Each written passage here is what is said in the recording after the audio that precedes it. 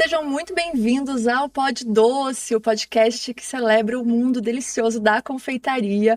Hoje a gente tem um episódio bem chocolatudo, mas antes de eu contar quem é que vai participar aqui comigo já, deixa eu chamar você para assistir os episódios anteriores, ativar as notificações se você está vendo pelo YouTube, assinar pelo seu player preferido, a gente está no Spotify e, claro, seguir no Instagram Curitidoce para ficar por dentro das novidades.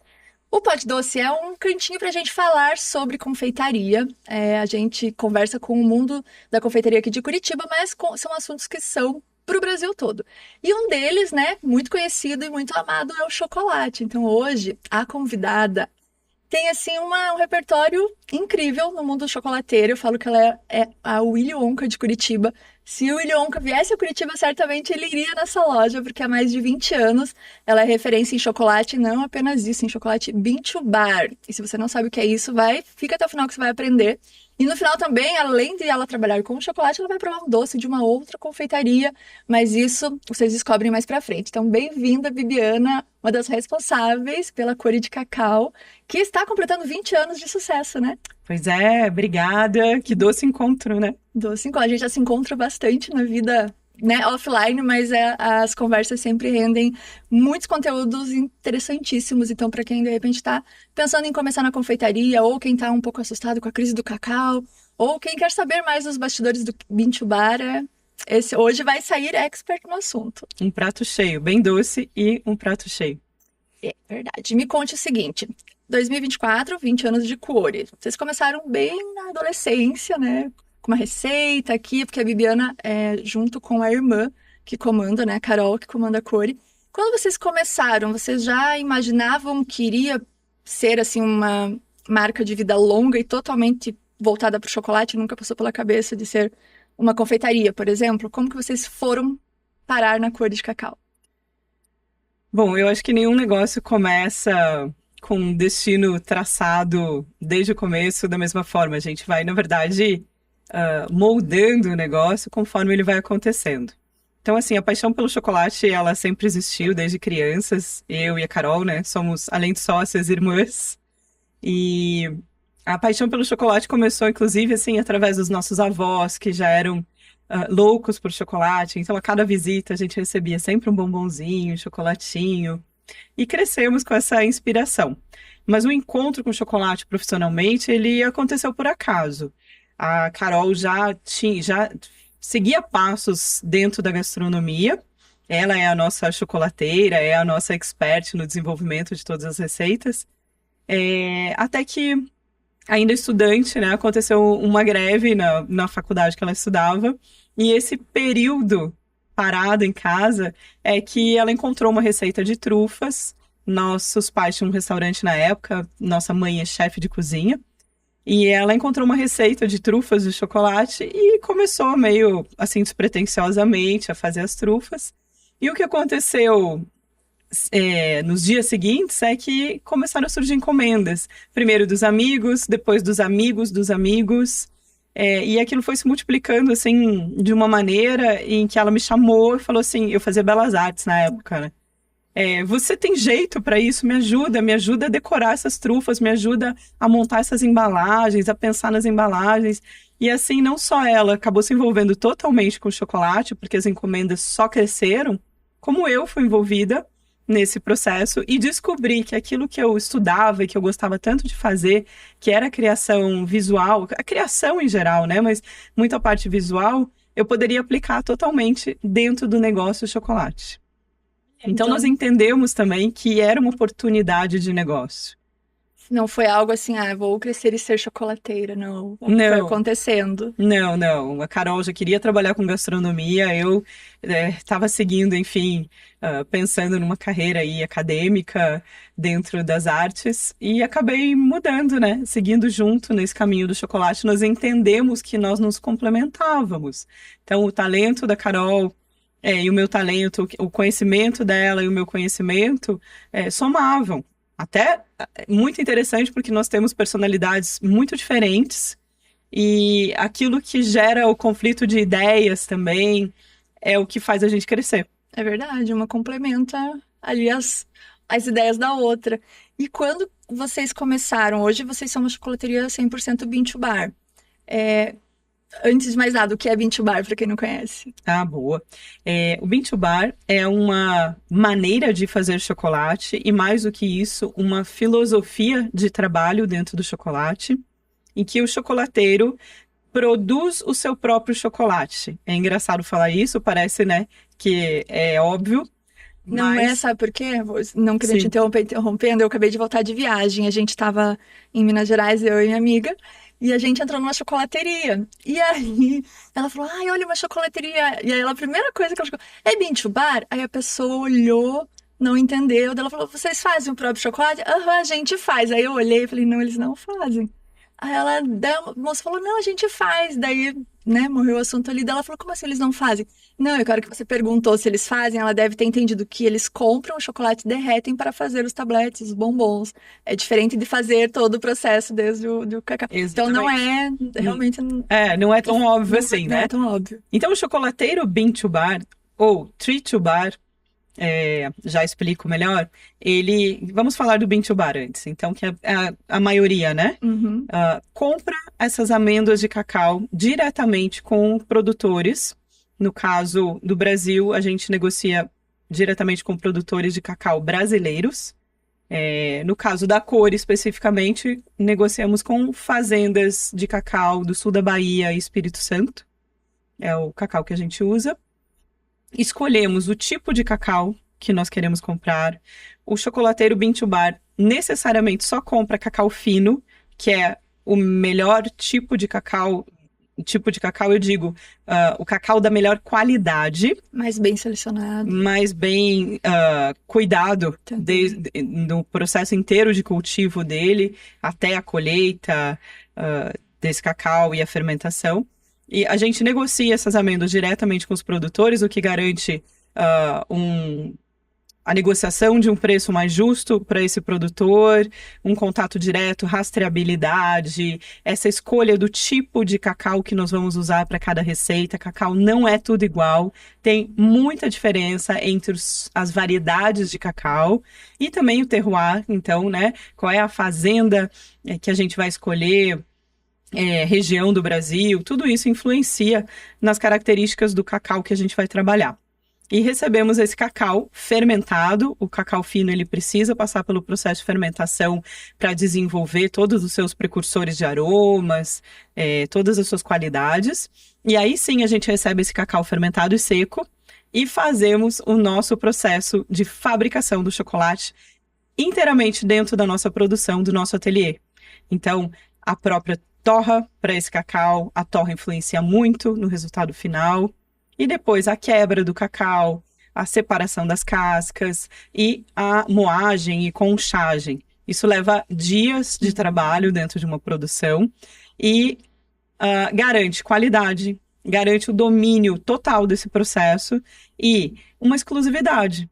Então, cada chocolateiro Bean to Bar tem uma assinatura de sabor no seu produto, no seu chocolate. Nunca é igual. E eu acho que esse é um grande encanto do Bean to Bar. Sim. É deixar de consumir um chocolate em massa, um chocolate que é sempre igual, que é monótono, eu diria, e com pouca variedade de características sensoriais, para trazer uma infinidade de produtores com suas assinaturas nas suas receitas e a possibilidade de você provar, meu Deus, é uma vida e você não vai provar todos os sabores. Você deixa de consumir, isso é uma coisa que mudou muito desde o início que eu conheci os chocolates Bean to Bar. Você deixa de comer por gula, por, né, engolir uma barra de chocolate que eu preciso. Não, você vai degustar, vai ter aquele momento de prazer, sabe, sentindo os sabores. É outra experiência, né? E antes de ir para a pergunta, o Tree to Bar, a diferença é que?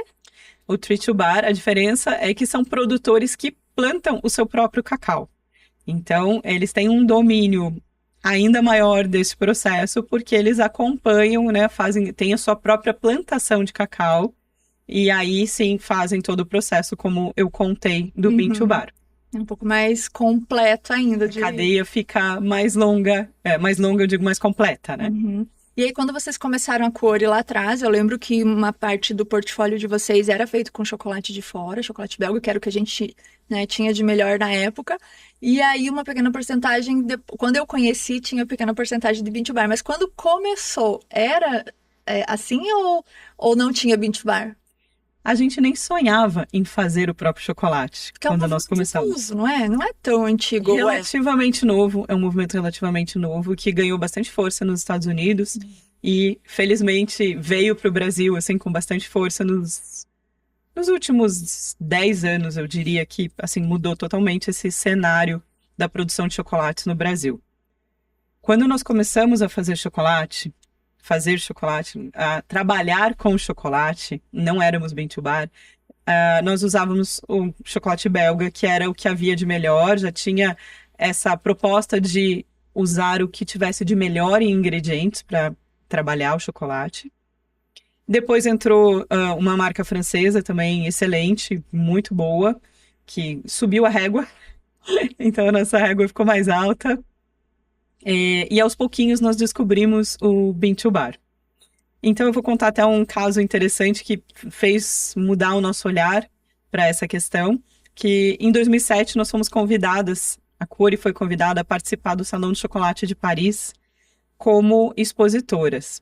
Naquele ano o Brasil era o país homenageado, eles todos os anos têm um país homenageado no Salão de Chocolate, que é o maior e principal evento de chocolate do mundo. Sim.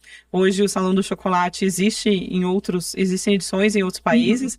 Na época, só tinha Paris, Nova York e acho que Tóquio. Outra chocolateria já tinha ido para lá, brasileira? Não. A Cury foi a primeira chocolateria brasileira a participar, a expor no Salão do Chocolate de Paris. E até então, alguns produtores de cacau, porque os produtores de cacau também estão lá para negociar os seus cacaus, e tem concurso, inclusive, de qualidade de amêndoa de cacau, né? Só esses produtores é que participavam. E aí nós levamos uma coleção de sabores brasileiros, mas na época nós usávamos chocolate belga ainda, não sonhávamos em produzir o próprio chocolate. E nós recebemos muitos elogios da forma como nós trabalhamos esses bombons, sobre os recheios, textura, a combinação dos sabores. Mas vinha sempre a pergunta, mas por que o chocolate que vocês usam não é brasileiro? E era difícil explicar isso. Mas na época não existia acesso à tecnologia, inclusive conhecimento de como usar esses equipamentos. Então, assim, a gente não sonhava mesmo, eram equipamentos muito grandes, industriais, e ficou aquela pulga atrás da orelha. Foi ótimo, foi excelente, porque depois disso nós corremos atrás de cursos, de entender mais sobre cacau, sobre plantação, sobre características, sobre como se produz chocolate, e junto estava acontecendo esse movimento nos Estados Unidos, e a possibilidade de adquirir equipamentos menores para aprender a fazer o próprio chocolate.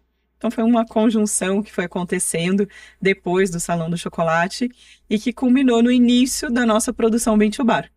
E aí não aconteceu de uma hora para outra, né? foi gradativamente, né? Vocês foram aos pouquinhos. Eu lembro que acho que eram 20% do portfólio, né? Ali foi quando eu conheci a marca. E aí, aos poucos, vocês foram, né?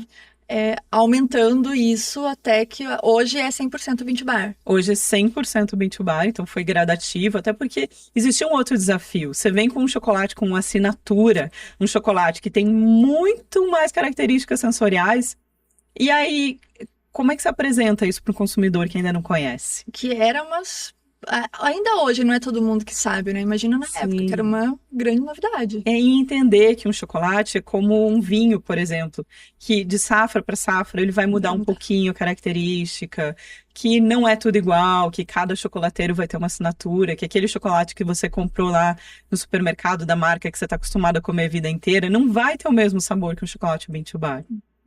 Então, era um aprendizado nosso, mas um aprendizado para o público também. E aos pouquinhos é que nós fomos fazendo essa migração e contando para o público, para os nossos clientes, nas degustações guiadas, sobre essa riqueza de possibilidades e que sim, que a gente estava mudando e mudando para melhor. Inclusive degustações que fazem muito sucesso, porque a Bibiana ensina, geralmente, né, no tour ali, como, para quem não sabe, o Curit Doce também é um tour gastronômico, como que você prova chocolate usando os 5 sentidos. E aí, depois que você aprende isso, nunca mais você vai comer chocolate da mesma forma. Então, assim, de uma forma resumida, que a gente não tem um chocolate, a Roberta veio na semana passada, então se você não viu o episódio da semana passada, era a Roberta Schwank provando o chocolate, deu briga aqui, porque, né, a gente não queria dividir a caixa. Então, sem o chocolate aqui, mas conte, resumido, como que a pessoa usa esses 5 sentidos, se ela nunca ouviu falar. Como assim? Como que eu uso a audição comendo chocolate? Pois é, olha que maravilha. O chocolate é tão maravilhoso que envolve os 5 sentidos para poder fazer uma degustação. E realmente, depois que a gente aprende a fazer essa degustação eu falo que é ligar as anteninhas, assim, né? Você liga o radar, você nunca mais vai provar um chocolate da mesma maneira. E isso é bem bom, as pessoas ficam mais exigentes. E isso é importante, o chocolate requer essa cerimônia. Porque ele tem, né, tantos processos para ficar pronto, para você ir lá e comer de uma vez só, né, sem apreciar, né? Teve tanto trabalho envolvido, tanta qualidade. Então... Muito. O chocolate, ele é valioso nesse sentido. Passa pelas mãos de muitas pessoas, desde a plantação, colheita, e todos os processos que eu contei aqui um pouquinho, até a gente transformar em chocolate. Dentro do ateliê, ele demora para ser produzido, para ficar pronto. E aí, eu falo que requer cerimônia nesse sentido, assim, de que a gente tem que estar preparado para degustar um chocolate. Ele realmente é algo muito especial. Então, assim, visualmente o chocolate ele tem que estar bonito, ele tem que ser atrativo, ele tem que brilhar. A gente come com os olhos antes, né? Não adianta dizer que não, né? O que interessa muito é o sabor, mas o sabor ele vem rodeado de muitos aspectos. Então, visualmente, o chocolate tem que estar bonito, tem que brilhar, não deve estar com aquelas manchas esbranquiçadas que vão indicar que ou ele pegou umidade, ou ele sofreu um choque térmico, né? Sofreu com a temperatura. Eu falo brincando sempre na degustação, não falo, Lady?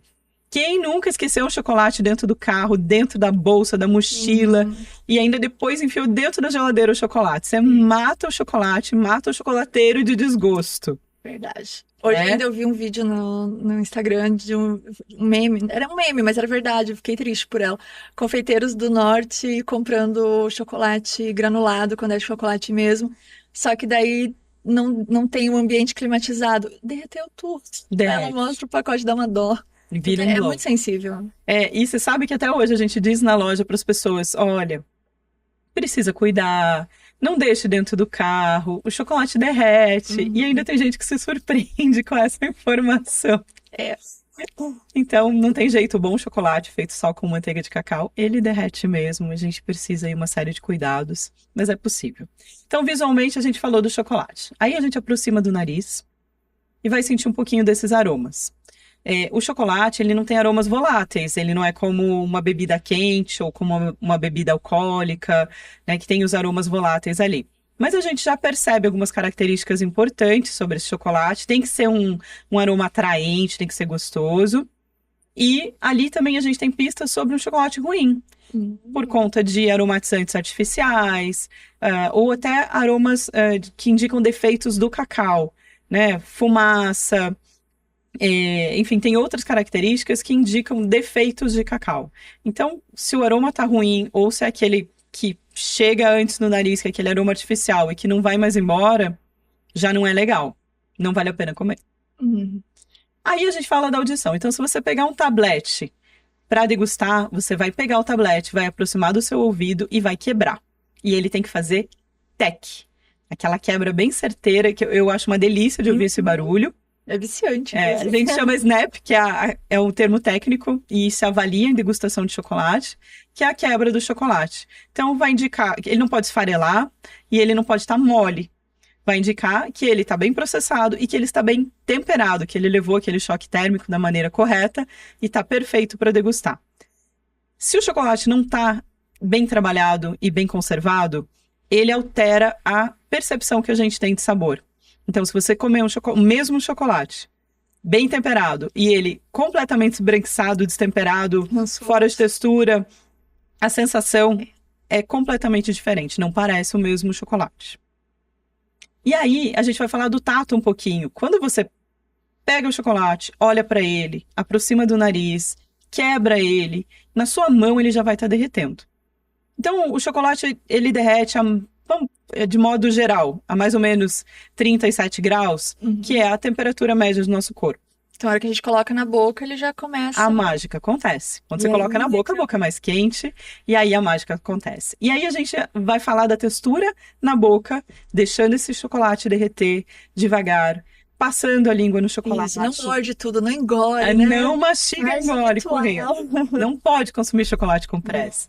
E aí, conforme ele vai derretendo, esses sabores vão aparecendo. E assim como o perfume, que tem as notas de entrada, as notas de meio, e tem notas que a gente vai percebendo, no chocolate também acontece isso. Então, aos pouquinhos, conforme ele for derretendo na boca, você vai percebendo características e sabores diferentes. Então, degustar chocolate não pode ser feito com pressa. Não, é um ritual delicioso que eu faria todos os dias. Ou melhor, às vezes eu faço. É muito bom. E aí, voltando também, então agora que todo mundo já sabe, né, como provar um chocolate usando os 5 sentidos, voltando para a história um pouquinho da cor, nessas mudanças também teve uma outra mudança que eu ainda sofro até hoje, já passaram muitos anos, porque quando eu conheci a Cor de Cacau, tinha um serviço de salão, você podia ir tomar seu chocolate quente, tinha sobremesa com chocolate.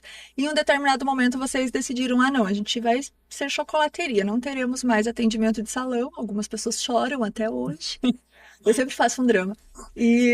Mas em que momento que vocês perceberam? Não, a gente vai dar uma mudada aqui, vamos focar no chocolate e vamos para essa outra forma de atendimento também.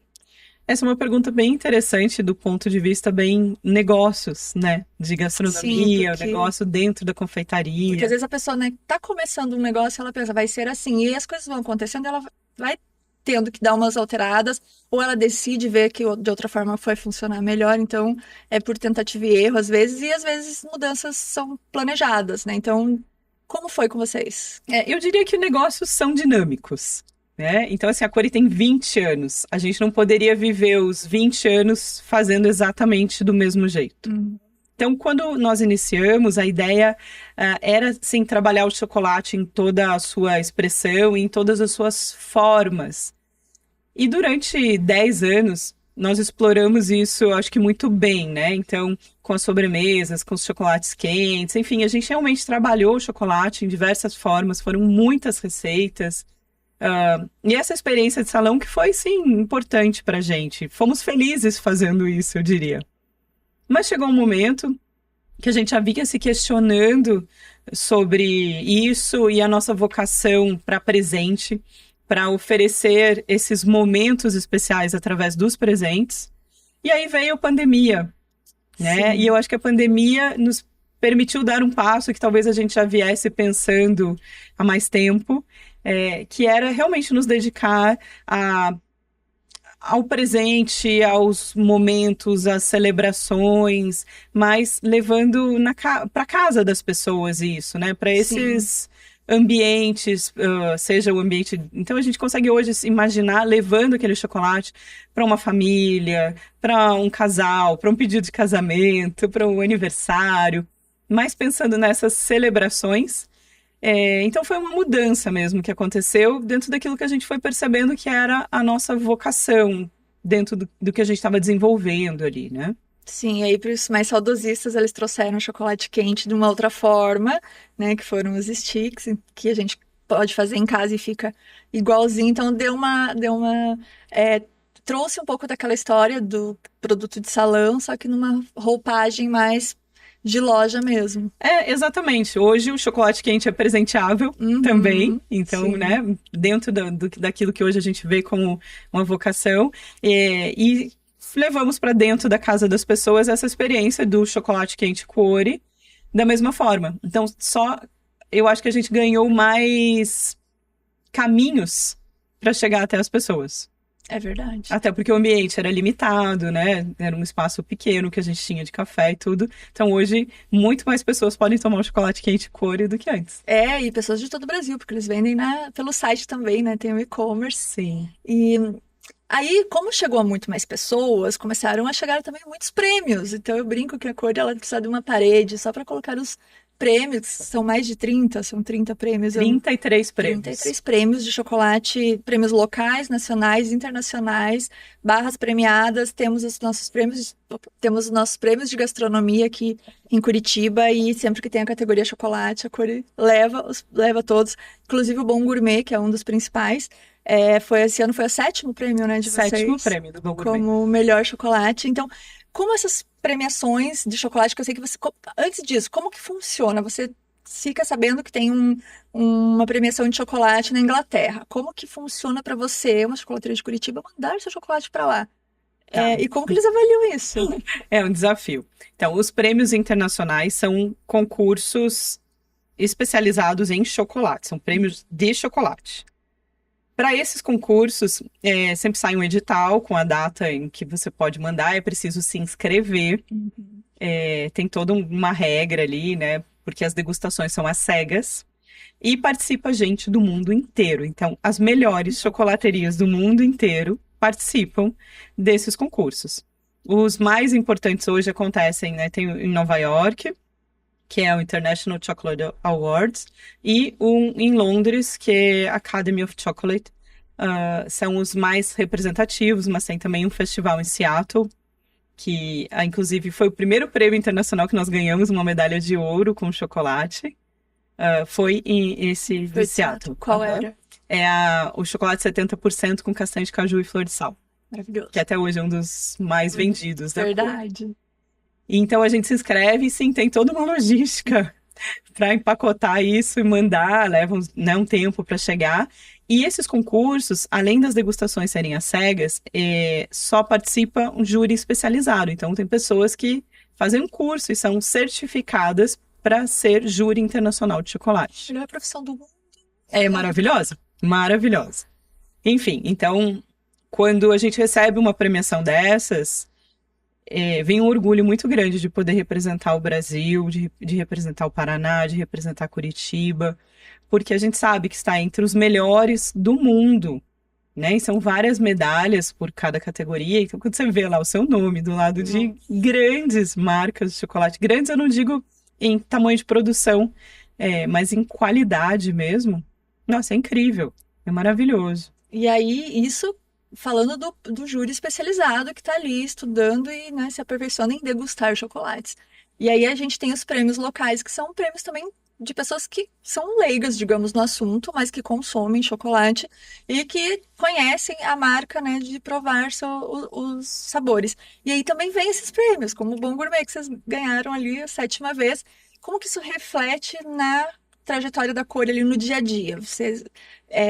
Claro, o cliente entra na loja, ele vê que tem os prêmios, mas quando sai essa premiação, como que isso reverbera ali na marca? Sabe que aí tem uma outra visão muito legal dos prêmios que não são de júri especializado de chocolate, mas são prêmios com uma estrutura diferente, né? Pessoas que têm referências diferentes dentro da gastronomia, ou às vezes até nem costumam consumir tanto chocolate, mas acabaram conhecendo de alguma forma e se surpreendendo. Porque eu acho que a gente tem um outro reflexo que é muito parecido com o nosso público. Então, nesse sentido é muito interessante e nos deixa super orgulhosas. E cada prêmio faz sim muita diferença. Eu falo sempre que a gente não vive para ganhar prêmios, mas reconhecemos a importância de cada um deles, porque impacta, nós passamos a ser mais conhecidas, né? Amplia o nosso público, as pessoas vão até a Cori conhecer, dá visibilidade fora de Curitiba também, então a gente tem mais acessos no site, mais compras para enviar para o Brasil todo, mais seguidores no Instagram. Eu não falo de números, mas eu falo da importância de reafirmar que a marca é uma boa marca. E assim, também, quando a gente recebe uma premiação como a desse ano do Bom Gourmet, com 20 anos de história, assina embaixo que a gente continua se atualizando, que a gente continua com a criatividade, inovando, né? Em 20 anos fazendo a mesma coisa não dá. Então, você precisa ter outros olhos para o que vem pela frente, para o que é tendência, mudar, trazer novidade. Nós sempre fomos conhecidos pela inovação, pela criatividade. Então, é sinal que isso continua acontecendo, né? Em partes, eu discordo num ponto de você. E você vai concordar com a minha discordância. Assim como vocês inovam e trazem, né, sabores surpreendentes, mas eles também fazem maravilhosamente bem o básico e o clássico. Um exemplo disso foi que este ano a gente brinca que tem um Oscar dos ovos de Páscoa e a Cor escreveu o ovo, era 70%, né? 70%. Eles tinham o paladar, eles fazem todo ano uma degustação de ovos de Páscoa com muitos ovos, e aí esse ano eles dividiram nos ao leites e com inclusões e mais eles chamam de amargo, que na verdade seriam os intensos. E a Cori ganhou o primeiro lugar no ovo 70%, que é um ovo de chocolate. Ele era sem inclusão, não era? Ou era com inclusão? Porque eu lembro que você ficou na dúvida se mandava ele ou não. Era o sem inclusão. Era um básico, Clássico, né? um clássico, 70% cacau, e ele desbancou também marcas tão maravilhosas quanto, a ponto de, esse ano, quando eu fui no restaurante de sobremesas lá de São Paulo, que o chefe era chocolateiro da marca que ficou em segundo lugar, e a gente estava conversando, ele, não, porque este ano o nosso ovo ficou em segundo lugar no paladar, no paladar e tal. Eu falei, eu sei, porque o primeiro lugar foi da Cor. Então, né, a gente estufou o peito. O primeiro lugar foi de Curitiba. Então, vocês inovam, mas vocês também dominam muito bem os clássicos. Mas eu acho que, assim, para a gente poder inovar, eu acho que deveria ser obrigação primeiro saber fazer bem o básico, né? E realmente, eu tenho uma outra história engraçadinha para contar sobre os 70%. Nós inscrevemos o nosso chocolate, que chama Nature, que é 70% cacau, num concurso que era o concurso Bean to Bar Brasil. E ganhamos uma medalha de prata com ele em 2018. Ganhamos uma medalha de prata com ele. Ficamos super felizes com o prêmio, eram só marcas brasileiras maravilhosas. E aí, em um dado momento, nós decidimos mudar o cacau que nós utilizávamos para fazer essa receita de chocolate. Ou seja, ele viraria um novo chocolate. Exatamente.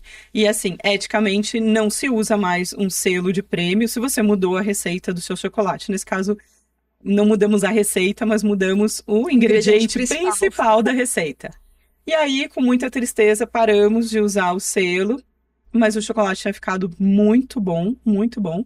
E aí, quando vocês teve o chocolate... de um selo pela qualidade do chocolate. Exatamente, para deixar ele ainda mais interessante. E aí, quando teve o prêmio Bean to Bar Brasil, nós mandamos o chocolate, né? Essa nova versão da mesma receita. E ganhamos outra medalha de novo. Então, voltamos a exibir com muito orgulho ali a medalha. Então, é um pouquinho sobre essa expertise que a gente foi aprendendo aí durante os 20 anos. Nossa, não, o chocolate é um mundo fascinante. E ele também tem algumas polêmicas. Eu deixei duas para os momentos finais. Eu só te contei de uma porque a outra você vai dar risada. Tem umas duas polêmicas, uma bem séria, que é a última, mas uma mais engraçada. Tem um grande público que recusa o chocolate branco, falando que o chocolate branco não é chocolate. A gente sempre faz essa brincadeira no tour, se é ou não é. A grande maioria fala, não, não é, porque ele é branco, porque não é chocolate. Então vamos desmistificar, porque eu sou defensora de chocolate branco. Chocolate branco é chocolate? Chocolate branco é chocolate. Eu falo brincando que talvez não seja chocolate, do ponto de vista dos nutricionistas, que realmente vão indicar um chocolate com maior teor de cacau, entendemos, né, que tem um nível muito maior de antioxidantes e tudo mais. Mas, segundo a legislação brasileira, um chocolate precisa de pelo menos 25% de sólido de cacau para ser chamado chocolate. E sólido de cacau é tudo que é da semente do cacau. Então, nibs de cacau em pó, inclusive, que o Bean to Bar não usa cacau em pó, tá? Usa só o nibs integralmente, mas cacau em pó conta, manteiga de cacau conta. Do que é feito o chocolate branco? Manteiga de cacau, leite e açúcar. Então, o chocolate branco é sim chocolate, do ponto de vista da legislação, do ponto de vista dos chocolateiros, porque é uma excelente base para trabalhar, inclusive, com outros ingredientes, para combinar, fazer brilhar junto com outros ingredientes. Então, chocolate branco é chocolate. Inclusive, ele, como você sempre comenta, que ele é muito bom para ganaches, né? E aí eu não posso ir para outra polêmica sem mencionar que voltando ao tema de inovações, a Cori tem um sabor específico, tem vários, mas um em especial que teve um ano que eles trabalham com temas de Páscoa, de Natal, e aí teve um ano que teve um determinado tema que eu vou deixar você contar porque é mais bonito, você falando, e aí surgiu um ovo de gorgonzola, doce de leite e nozes, que é feito com uma ganache de chocolate branco, com um salgadinho do gorgonzola, e olha que nem de queijo eu gosto, mas eu já comia, muito bom. Mas como que surgiu esse e como ele levou o nome da Cori, né, para o Brasil? Sim, é verdade. Essa história é bem curiosa. Eu e a Carol quebrando a cabeça para escolher um tema para nossa Páscoa, entendemos, e eu até comentei isso aqui, o quanto nós somos diferentes e nos complementamos. E a inspiração para a Páscoa, no fim das contas, foram ingredientes, sabores que sozinhos já são gostosos, mas que quando juntos são ainda melhores. E aí, dentre sabores bem diferentes, eu acho que o mais exótico e causou aí, né, uma curiosidade muito grande nas pessoas, foi o chocolate recheado com essa ganache, à base de chocolate branco, queijo gorgonzola e doce de leite. E aí depois vinha um crocante de nozes para completar essa experiência, trazendo uma textura diferente. E até hoje é um dos mais vendidos na Páscoa, né? Ele foi ovo de Páscoa na época, então esteve entre a degustação de ovos do paladar. Uhum. E o Brasil inteiro ficou conhecendo, né? Teve muitos pedidos. E ele é realmente intrigante, ele provoca o paladar e é, ao mesmo tempo, equilibrado, suave, é muito surpreendente. E fez tanto sucesso que até hoje nós fazemos todos os anos em edição especial, tanto na Páscoa quanto no mês de agosto, em formato de bombons, esse chocolate com queijo gorgonzola. Muito bem, não tinha como não lembrar desse sabor, então quem, né, gosta de sabores exóticos procura que vai encontrar, principalmente na Páscoa, é um dos primeiros sabores que acabam, o pessoal fica enlouquecido.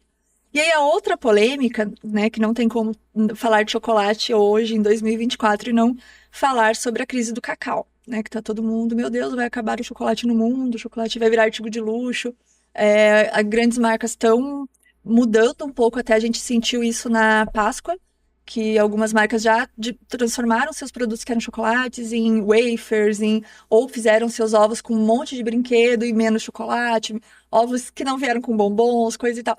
Então, né, tá tendo essa alteração e começou já tem um tempo, a gente está ainda na crise. Como está o mundo do cacau? Né, como que vocês estão lidando com isso? Porque vocês são uma chocolateria, então o principal ingrediente é o cacau. Como está sendo? Vem um suspiro antes de tudo. Um suspiro bem longo. Realmente nós estamos vivendo uma crise séria em relação ao cacau. Já vinham, assim, notícias, há muito tempo me perguntam, mas vai acabar o cacau? E eu sempre assim, gente, não vai acabar o cacau, mas tem sim um aumento de demanda, isso já vem acontecendo há muitos anos, né? O consumo tem aumentado e a produção de cacau não tem aumentado nessa mesma proporção. Até porque a faixa, para quem não sabe, a faixa de produção de cacau é pequena, né, para o mundo todo. São poucos países, certo? Dentro da faixa da linha do Equador para baixo, assim, tem uma faixa pequena que produz cacau. Para o mundo todo. Para o mundo todo, exatamente. E assim, um pé de cacau demora para dar cacau, não existe maquinário, é tudo feito à mão. Então, tem todo um processo que não permite que a produção seja gigantesca, assim, de uma hora para outra, né? E aí a gente vem com outros agravantes, que é crise climática, pragas resistentes, e tivemos a última safra muito ruim, muito ruim. Então, desde dezembro do ano passado, a gente vem vivendo um cenário bem ruim para os produtores de chocolate, né, e para os produtores de cacau, no sentido de produção. Então, o produtor de chocolate fica mais prejudicado, porque o preço foi nas alturas, a gente teve Isso já foi refletido na Páscoa desse ano? A gente já sentiu isso? O que aconteceu foi muito pouco, porque a crise mesmo, assim, chegou nos valores de cacau e tudo, quando a Páscoa da maioria das empresas já estava produzida, né? Então, não houve muito tempo, assim, de reajuste e todo mundo já tinha comprado cacau. Mas durante o ano o que aconteceu foi que, inclusive, não tinha cacau para comprar. E Os aí, faz pequenos como? chocolateiros não tinham cacau. As grandes empresas ainda têm contratos longos, né? Negociam contratos muito grandes e contratos longos, então conseguiram ainda esse fornecimento de cacau e garantiram seus preços. Mas o pequeno não faz estoque, né?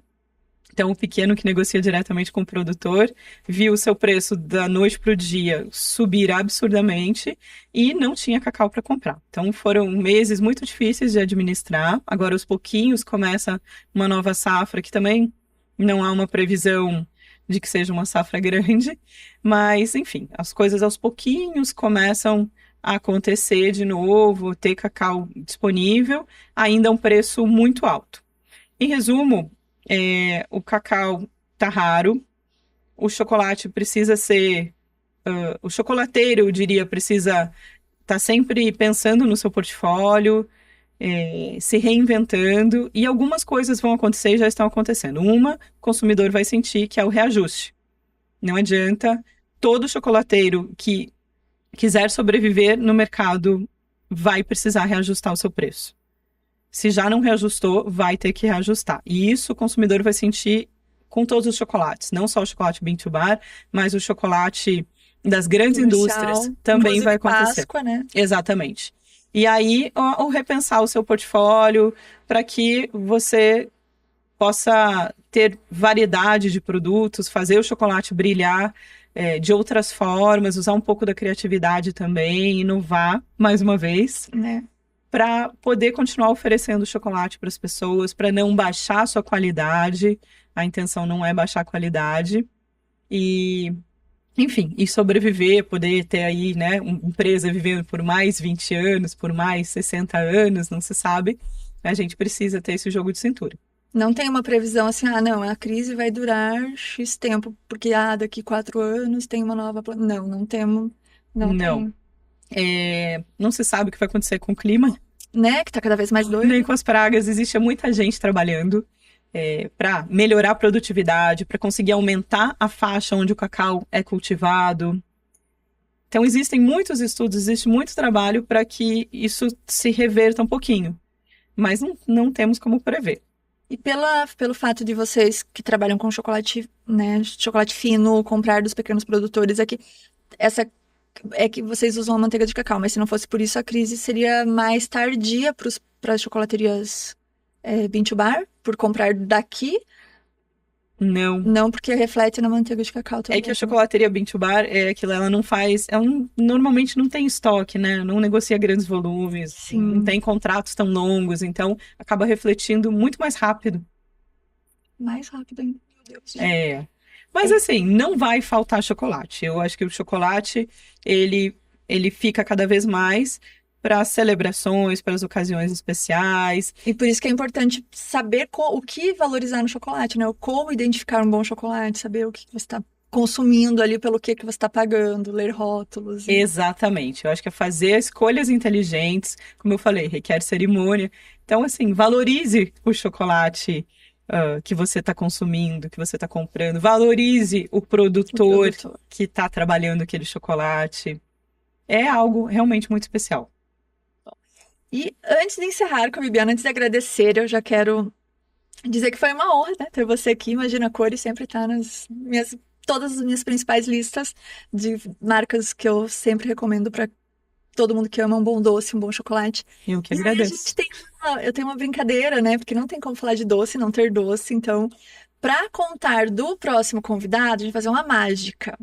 Uma mágica, né? Que no vídeo, na TV, tudo pode acontecer. Então, vamos contar até 3, vai aparecer na minha mão o chocolate, ou melhor, o doce, que leva chocolate também, do próximo entrevistado. E aí você me ajuda a dar dicas, porque quem tá assistindo vai ver o que a gente tem na mão, mas quem tá só ouvindo, né? Para ter uma ideia de quem vem por aí. Então, 3, 2, 1. Tcharam! Temos aqui o spoiler do próximo convidado. Eu vou passar para você. Já deixei bem fácil de abrir a caixinha, não mostrando a marca ainda. Bom, enquanto você abre, pense em 2 dicas do que a gente vai falar sobre eles. É uma marca aqui de Curitiba também, que já tem mais de 10 anos, fazendo um tipo específico de doce, que é o... Posso falar já? Pode. É um brigadeiro. Brigadeiro, mas não só isso. Brasileiríssimo. Brasileiríssimo. Eles pegaram um doce brasileiro que todo mundo come, todo mundo sabe fazer, mas eles trouxeram de uma outra forma também, né? Eles trouxeram, eu falo que eles ressignificaram o brigadeiro, trazendo ele fresquinho, que é outra vida, né? Genial. Eu sou fã de brigadeiro também, Você já viu? conhece eles? Conheço muito, pode falar já o nome? Não Pode pode falar falar. ainda. É o famoso brigadeiro. Isso. Semana que vem temos o Leandro para conversar também sobre como é ter uma doceria de um produto único. Hoje em dia, o brigadeiro, o famoso brigadeiro tem vários produtos, mas o brigadeiro é o protagonista. Então, tem todo um desafio por trás de mais de 10 anos de marca. E aí eu trouxe esse spoiler para você, ó. Temos o Ai, que clássico aí, delícia. se eu não estou enganada, temos um de limão. Limão Temos um de siciliano. amêndoas e temos o intenso, se eu não estou enganada. Sim, acertou todos. São muitos doces para decorar. E eu sou muito fã do famoso brigadeiro, admiro demais o trabalho. Opa, adorei. Pode comer? Pode comer. Então, Hum, já enquanto você prova aí, eu já agradeço novamente a sua participação. E quem, né, gostou aqui já encaminha, compartilha, se inscreve aqui no YouTube para não perder nenhum episódio. A cada semana tem um grande nome da confeitaria do mundo doce de Curitiba por aqui. Pode provar, fica à vontade. tá bom, muito Eu não vou obrigada. nem querer compartilhar a caixinha, porque eu vou contar que eu já passei lá, já comi um bolo antes de vir para cá. Uhum. Então não é uma das marcas assim que não tem, pelo menos a cada 10 dias eu não deixo de provar um doce deles. E há mais de 10 anos eles seguem fazendo doces incríveis. Continua genial. Delícia. Continua genial. Enquanto a Bibi aproveita aqui, eu espero vocês na próxima semana. Sigam o Curitidoce no Instagram, ativem aqui as notificações do YouTube e a gente se vê. Tchau!